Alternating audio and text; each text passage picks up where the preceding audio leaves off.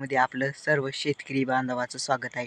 तर शेतकरी बांधवांनो, मी आज तुम्हाला सांगणार आहे की आपल्या जे शेत आहे का बघा, ज्या शेतामधील आपण जेव्हा पेरणी करत असतो बघा, ती पेरणी कोणती असते की आपण ट्रॅक्टरनं पेरणी करतो. पण ट्रॅक्टरनं पेरणी करत असताना आपली एक चुकी होते, तुमची होती, माझी पण होती, सगळ्या शेतकऱ्यांची चुकी होती.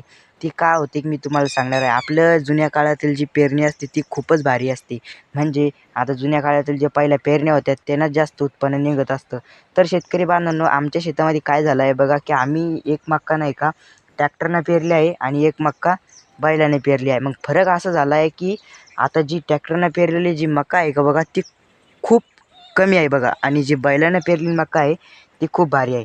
तर शेतकरी बांधवांनो, मी आज तुम्हाला आमचे जे शेत आहे बघा, त्या शेतामधील प्रत्येक वेळी आपल्याला मक्का जेव्हा आपण काढण्याची वेळ येते तर तेव्हा म्हणतो बा आपल्याला मक्का झाली नाही, का भानगड असं काहून झाली नाही, मी आज तुम्हाला सांगणार आहे.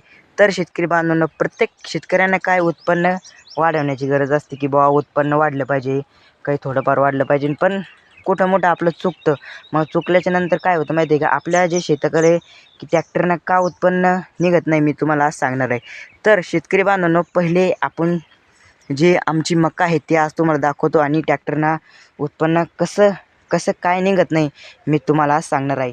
तर शेतकरी बांधवांनो, ट्रॅक्टरचं काय असतं बघा, की ट्रॅक्टरनं जेव्हा आपण पेरणी करतो तेव्हा ती 2 फुटाची सरी असते बघा, आणि 2 फुटाची जी सरी असते ती जी आपली जुनी पेरणी असते मळणी यंत्र बैलाचं, ती सरी असते बघा 1.5, नाही तर थोडीशी शिल्लक असते, 1.5च्या वर थोडीशी शिल्लक असते, आणि ट्रॅक्टरची डायरेक्ट 2 फुटी आणि 2.5 फुटाला सरी जाते.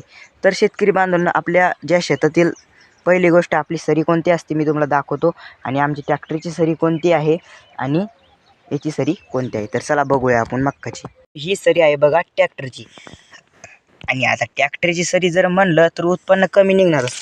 तर ही बघा, ही सरी केवढी मोठी आहे, तर डायरेक्ट 1, तर 2, 3, 4, म्हणजे आपण हात मोजूया किती हात आहे बघा. 1, ही 2, आणि इथे 1, 2, 3.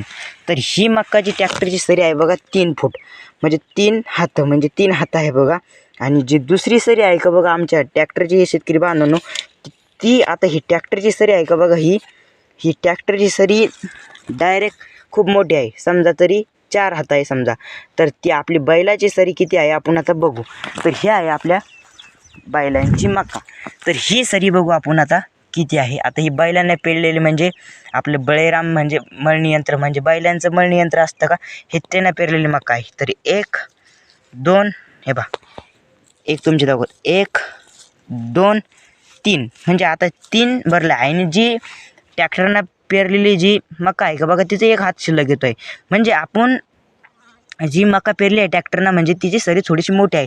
म्हणजे आपल्या ज्या शेतकऱ्यांचे बैलांना धांडे पण मोडतात, आणि बैलांना 2 वेळेस डवरं आणतो आपण. डवरं जर हाणत असलं आपले धांडे मोडतात, आणि काही बंधाऱ्याने सुद्धा असे बैलांनी पाय दिलेले असतात. हे बघा, आणि अशी बैलांनी पाय दिलेले असतात. मग आता या बैलांनी पाय दिलेले असतात, मग याच्यात काय घोळ होतो शेतकरी बांधवांनो, की आपण जेव्हा शेतामध्ये ट्रॅक्टरची पेरणी करतो, मग ट्रॅक्टरची पेरणी करत असताना पहिलेच आपली जी मका असते बघा, ती पहिलीच पतली व्हायला असते. सरी मोठा असल्यामुळे उत्पन्न कमी निघतं, आणि उत्पन्न कमी निघल्याच्या नंतर मग काय होतं की आपण म्हणतो बा आम्हाला उत्पन्न झालंच नाही. तर अशी आपल्या शेतकऱ्यांची व्यथा झाली आहे शेतकरी बांधवांनो. तर शेतकरी बांधवांनो, आपली ही बघा, ही बळीरामची मळणी यंत्राची सरी, आणि ही आहे बघा ट्रॅक्टरची सरी.